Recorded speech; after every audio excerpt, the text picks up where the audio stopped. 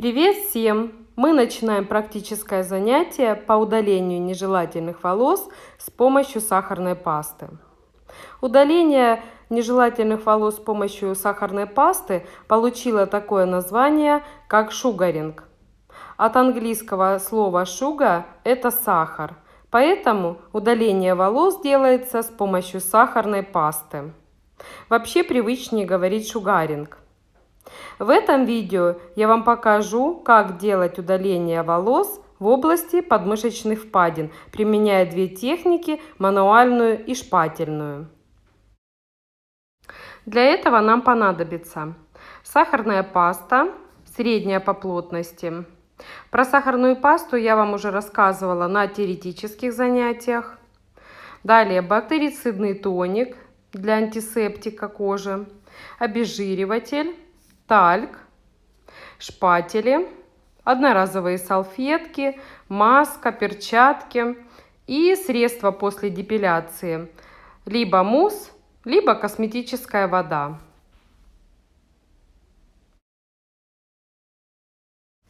Сначала нам нужно подготовить кожу перед депиляцией.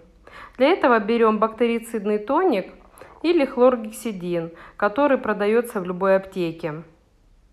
Хлоргексидин и бактерицидный тоник действуют как антисептики для кожи.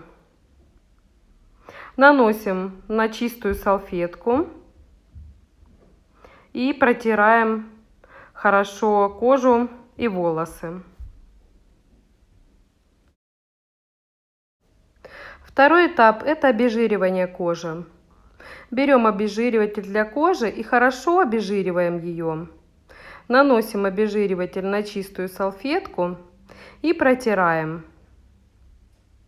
Обезжириватель продается в любой профессиональной косметике для депиляции. Далее третий этап. Нам нужно адсорбировать кожу, нанести тальк. Хорошо притальковываем и переходим непосредственно к удалению волос. Пасту разогреваем где-то до 38 градусов.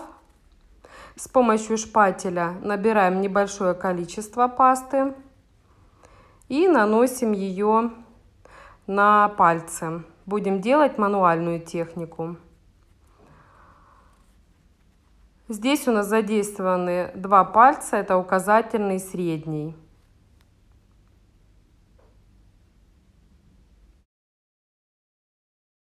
Нанесение пасты делаем плавно, чтобы не тянуть волосы.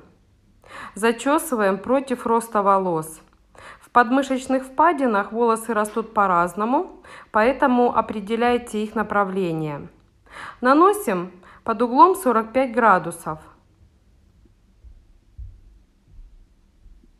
Нанесение у нас легкое, плавное. Рука расслабленная. Свободная рука делает хорошую натяжку с обеих сторон. Далее нам надо сделать подчес. Ставим пальцы под 90 градусов и зачесываем волосы на себя. Можно сделать несколько подчесов для лучшего проникновения в устье пасты. Делаем резкий, быстрый рывок параллельно коже по направлению роста волос. И свободную руку прикладываем к месту срыва. Далее делаем также следующую дорожку. Нанесение, подчес,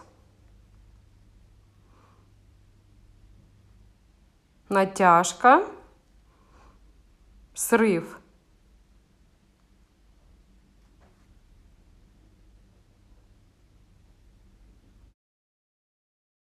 Далее мы переходим на другую сторону, так как у нас здесь волосы растут по-другому. У всех клиентов по-разному волосы растут, поэтому смотрите направление рост волос, разделяя подмышечные впадины на зоны. Еще раз. Нанесение, натяжка, подчес и срыв. Если вдруг выступила сукровица, ее можно проработать хлоргексидином. После того, как мы сделали депиляцию подмышечных впадин, нам нужно удалить остатки сахарной пасты. Берем косметическую воду и чистую салфетку. И хорошо обрабатываем кожу, удаляя остатки сахарной пасты.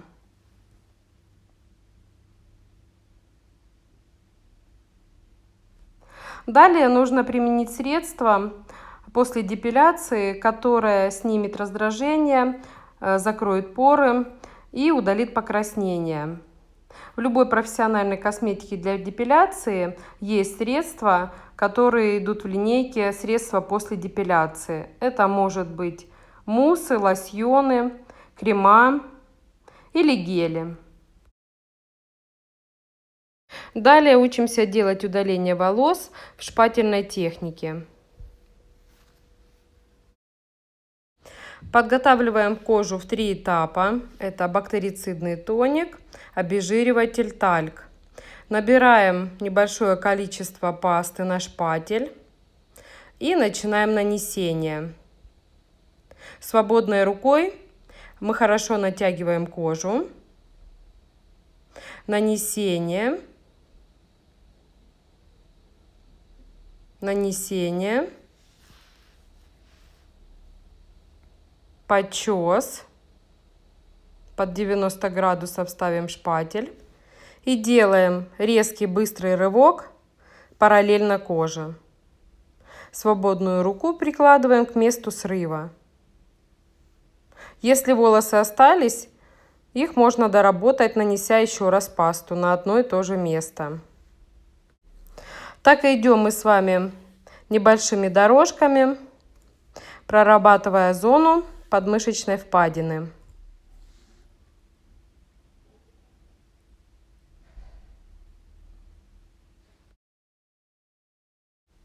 Если вы повторно наносите пасту на одно и то же место, тогда нужно это место еще раз притальковать.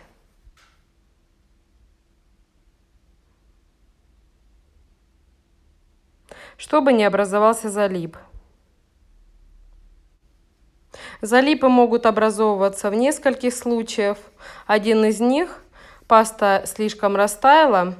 К этой пасте нужно будет добавить пасту поплотнее и смешать их между собой и убрать залип. Также залип можно снять с помощью бандажной полоски. Мы с вами практически все доработали. Если остается 1-2 волоса, их можно доработать пинцетом, либо пастой. После того, как мы сделали депиляцию, нам нужно успокоить кожу, снять раздражение, покраснение.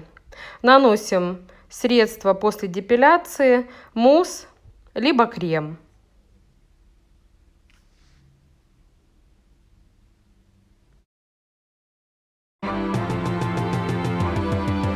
Ева Горман, Елена Бернес. Уроки красоты и антистресс. С нами научишься ты всему. Вот смотреть нас надо почему. Хочешь депиляцию всю узнать? Подпишись на канал и будешь изучать. Просто смотри все наши видосы и сразу решишь все свои вопросы. Ева Горман, Елена Бернес. Ева Горман, Елена Бернес. Ева Горман, Елена Бернес. Ева Горман. Елена Бернес.